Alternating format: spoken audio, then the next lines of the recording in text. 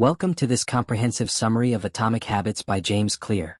This book is one of the most practical and widely applied frameworks for building better habits, breaking bad ones, and mastering the tiny behaviors that lead to remarkable results. This is not a casual overview, it's a structured, chapter-by-chapter walkthrough of the entire book, written specifically for voiceover narration. Each section is paced for clarity, filled with examples, and formatted so you can copy-paste directly into a voiceover or content platform. Let's begin. Introduction: Why tiny changes make a big difference. James Clear begins with a simple but profound idea. Success is not the result of one earth-shattering breakthrough, but the accumulation of tiny, consistent improvements. Clear's personal story anchors this concept. After suffering a traumatic brain injury in high school, he had to rebuild his life one small habit at a time. Over the years, those small efforts compounded, leading to academic excellence, personal mastery, and a system that would become the foundation of Atomic Habits. Habits are the compound interest of self-improvement. Small changes, repeated consistently, grow into life-altering results. Clear outlines the central argument of the book. If you can get 1% better each day, you'll be 37 times better by the end of the year. But the opposite is also true. Getting 1% worse each day can compound into disaster. He explains how goals are helpful for setting direction, but systems are what drive progress. Goals are about the results you want. Systems are about the processes that lead to those results. You do not rise to the level of your goals. You fall to the level of your systems. And that's what this book is about, building the systems that shape your habits, your identity, and ultimately your outcomes.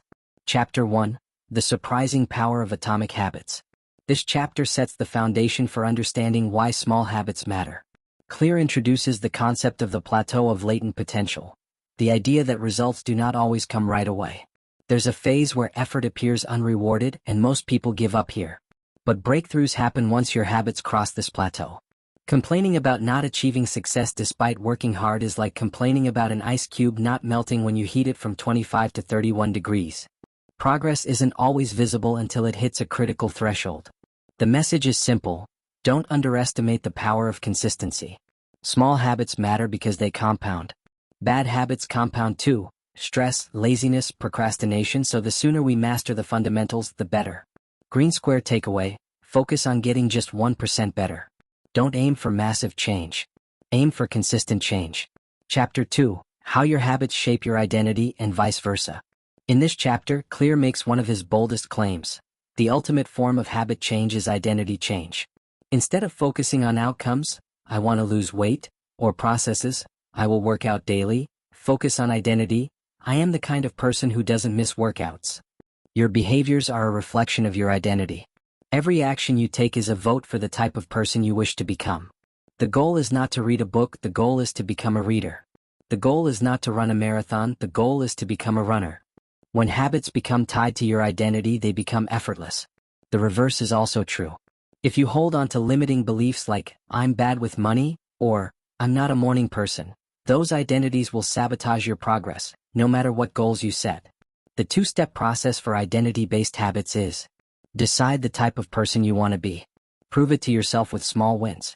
Green square takeaway: build identity first. Let behavior follow. Chapter 3: How to build better habits in 4 simple steps. Clear introduces the 4-step pattern that every habit follows. Cue: a trigger to start the behavior. Craving: the motivation behind the behavior. Response: the actual behavior.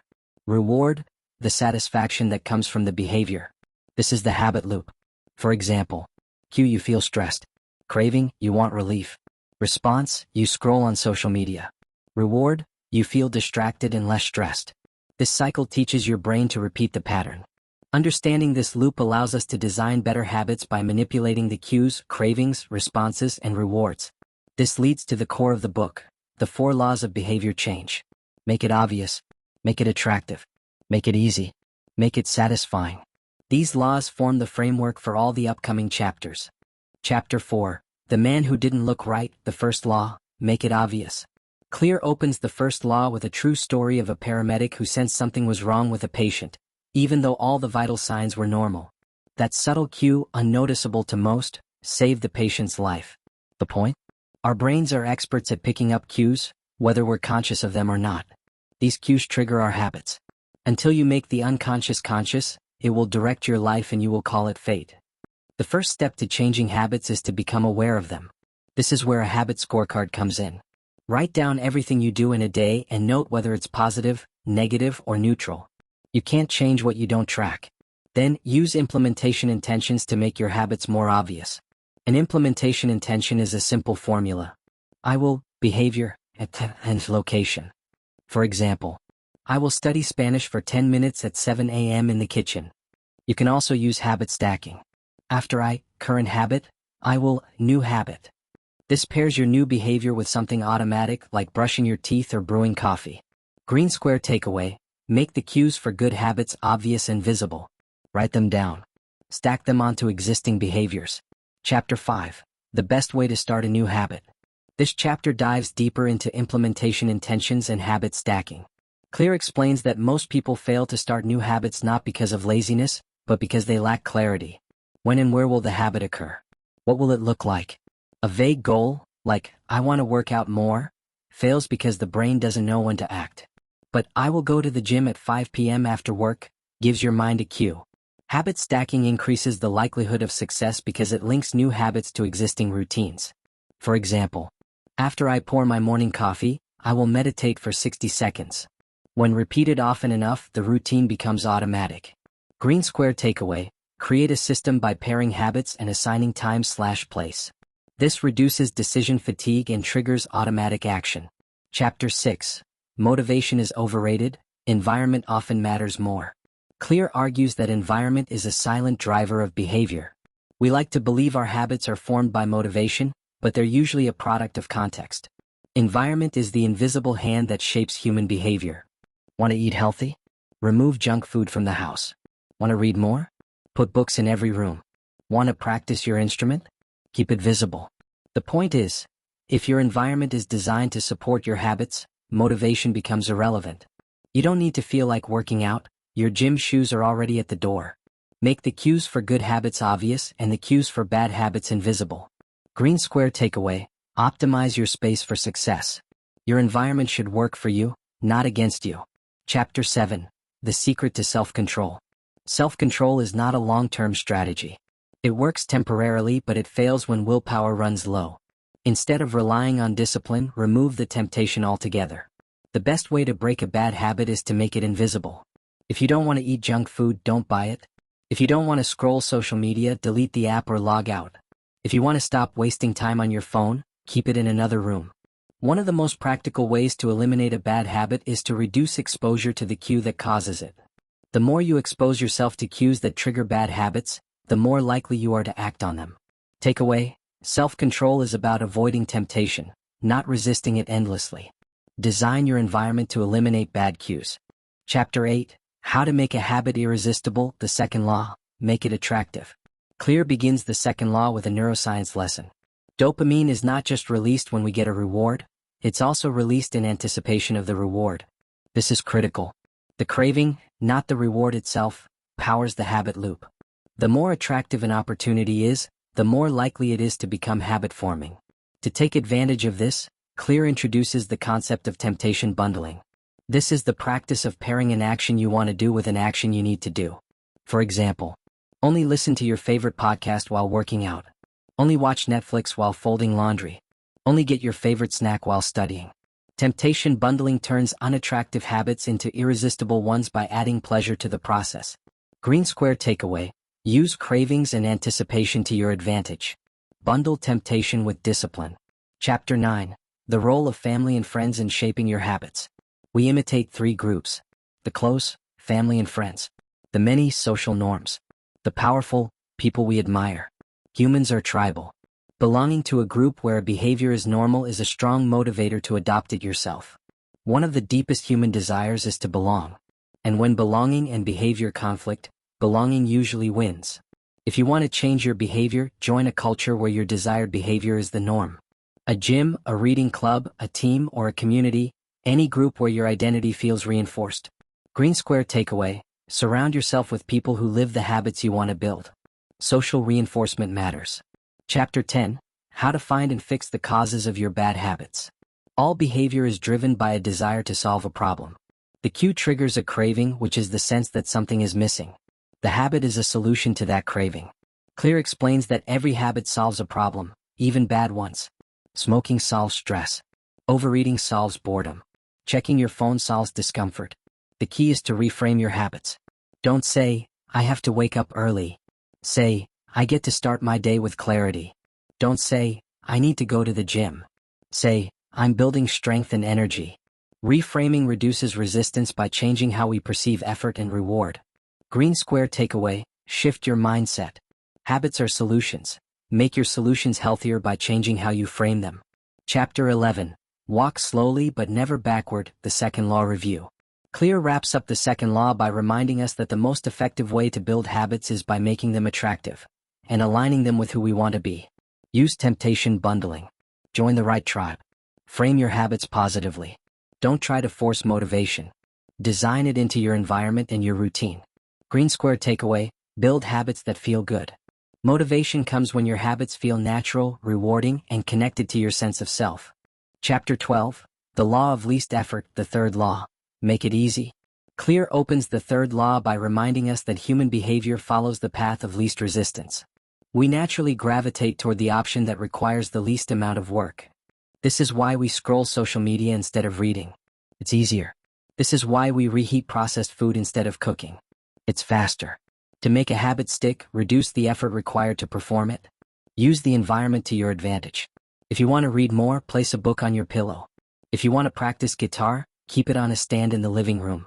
Clear suggests mastering the art of priming the environment, designing spaces that guide behavior.